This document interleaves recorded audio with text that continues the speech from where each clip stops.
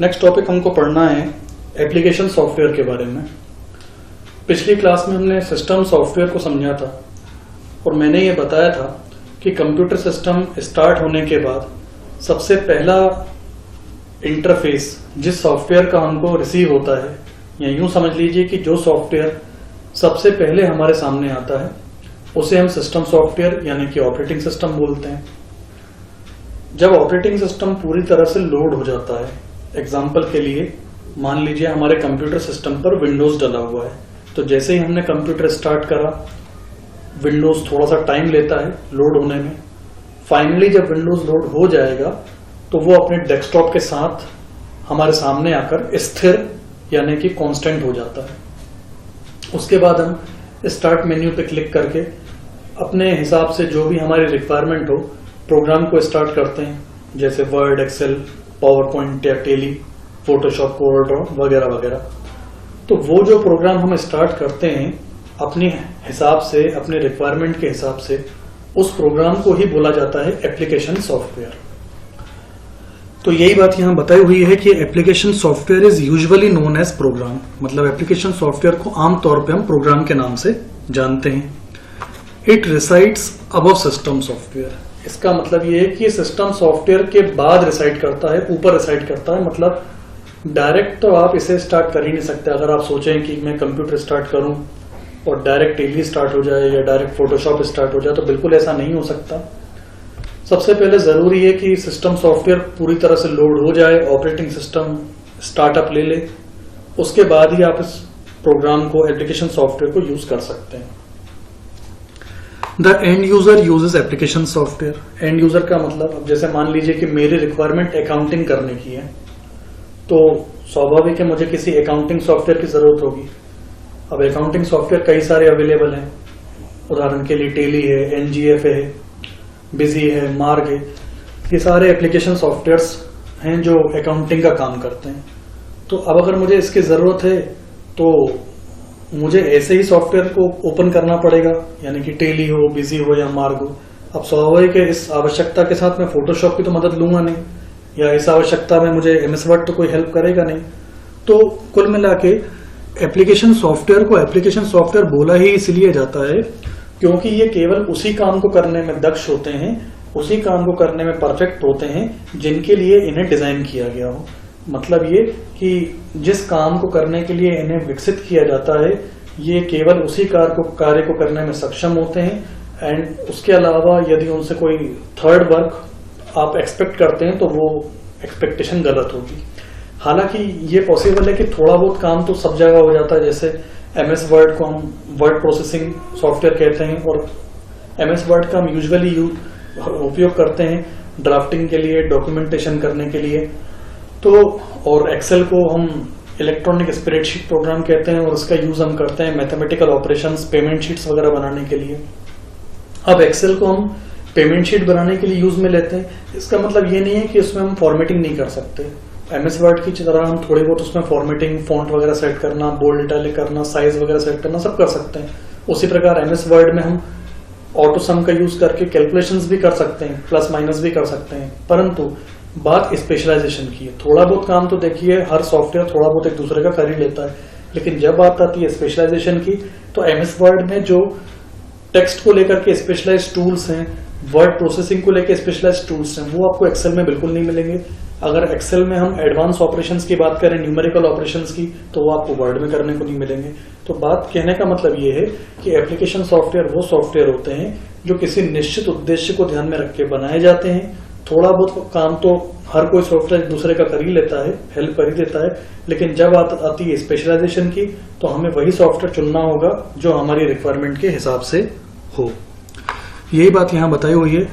The application program is developed for achieving particular application. Application program बनाए ही इसलिए जाते हैं ताकि निश्चित उद्देश्य की प्राप्ति की जा सके। अब हम बात करेंगे एप्लीकेशन सॉफ्टवेयर के टाइप्स के बारे में।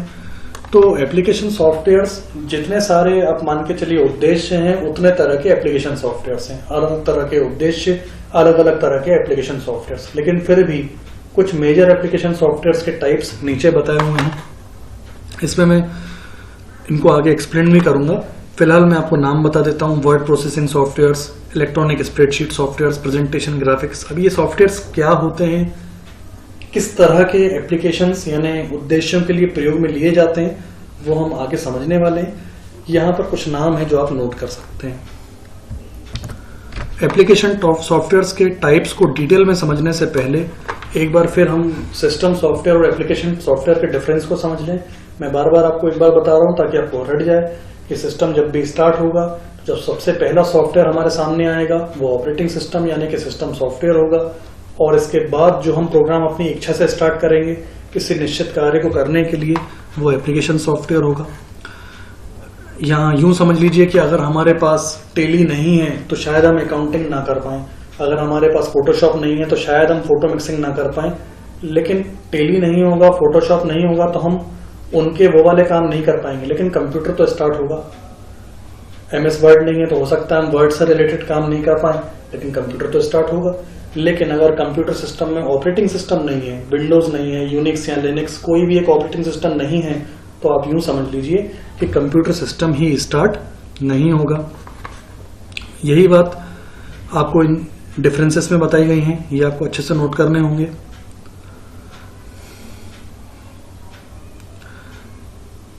यहाँ पर सिस्टम सॉफ्टवेयर के बारे में ये भी बोला गया है, कैपेबल ऑफ रनिंग इंडिपेंडेंटली, यानी सिस्टम सॉफ्टवेयर को चलने के लिए किसी एप्लीकेशन सॉफ्टवेयर की जरूरत नहीं है। यही बात है कि अगर आपके कंप्यूटर में विंडोज है, टेली नहीं हो, फोटोशॉप नहीं हो, वर्ड नहीं हो, एक्सेल नहीं हो, कोलोडो नहीं हो, विंडोज स्टार्ट हो जाएगा। उसे इन एप्लीकेशन प्रोग्राम्स को लेकर कोई निर्भरता नहीं है। लेकिन इसके ठीक विपरीत वर्ड, एक्सेल, पावर पॉइंट जितने ही प्रोग्राम्स हैं जब तक नहीं चलेंगे जब तक ऑपरेटिंग सिस्टम नहीं होगा। तो यही बातें सब नीचे ही बताई हुई हैं। User never interact with system software as it functions in the background. इसका मतलब ये है कि अपन एक टाइम में एक से ज्यादा एप्लीकेशन प्रोग्राम खोल सकते हैं एक दूसरे को बैकग्राउंड में रखें। जैसे मान लीजिए आपने MS वर्ड स्टार्ट करा, अब आप MS वर्ड को मिनिमाइज कीजिए, एक्सेल स्टार्ट कर दीजिए, तो MS वर्ड बैकग्राउंड में चला जाएगा, एक्सेल आपके सामने ऑपरेट होगा। और जरूरत है आप एक्सेल को मिनिमाइज कीजिए, फोटोशॉप स्टार्ट कर लीजिए, तो एक्सेल भी बैकग्राउंड में चलने लगेगा, फोटोशॉप आपके सामने आ जाएगा। तो कहने का मतलब यह है कि एप्लीकेशन प्रोग्राम्स एक से ज्यादा एक समय में चल सकती हैं, बैकग्राउंड में भी चल सकती हैं। मोबाइल में भी ऐसा ही होता है, कई सारी एप्स आप एक साथ चला सकते हैं। लेकिन ऑपरेटिंग सिस्टम के साथ ऐसा नहीं है। ऑपरेटिंग सिस्टम याद रखिए एक समय में केवल एक ही एक्टिव होगा। एक कंप्यूटर में एक से ज्यादा ऑपरेटिंग सिस्टम हो सकते हैं, मतलब ये भी पॉसिबल है कि आपके कंप्यूटर में विंडोज भी हो, लिनक्स भी हो, लेकिन बात ये याद रखनी है कि चलेगा एक टाइम में केवल एक, इन दोनों में से कोई एक ही चलेगा। तो ये कुछ मेजर डिफरेंसेस हैं जो आपको ध्यान में रखने होंगे। अब बात करेंगे एप्लीकेशन सॉफ्टवेयर्स के टाइप्स के बारे में। तो मैंने आपको बताया था कि टाइप्स अनगिनत हैं, क्योंकि जितने उद्देश्य होंगे उतने तरह के उद्देश्यों के प्रोग्राम होंगे। लेकिन फिर भी जो मेजर एप्लीकेशन प्रोग्राम्स हैं उनकी कुछ कैटेगरीज को मैं बता देता हूं। तो पहली कैटेगरी है वर्ड प्रोसेसिंग सॉफ्टवेयर्स। नाम से ही आप समझ जाइए, शब्द पर प्रक्रिया करने वाले सॉफ्टवेयर, शब्द पर प्रक्रिया करने वाले। जैसे आपने कोई वर्ड लिखा, शब्द लिखा, उस शब्द को आप अलग अलग तरीके से आकर्षक ढंग से प्रस्तुत कर सकते हैं। आप उसका फॉन्ट चेंज कीजिए, आप उसकी प्रॉपर्टीज, एट्रीब्यूट चेंज कीजिए, साइज चेंज कीजिए, लिखने का स्टाइल चेंज कीजिए। अनगिनत तरीके से आप उस शब्द को बहुत ज्यादा इंप्रेसिव बना सकते हैं। आप रिज्यूम बनाते हैं तो रिज्यूम बनाते समय हमारी कोशिश होती है कि रिज्यूम अट्रैक्टिव दिखाई दे।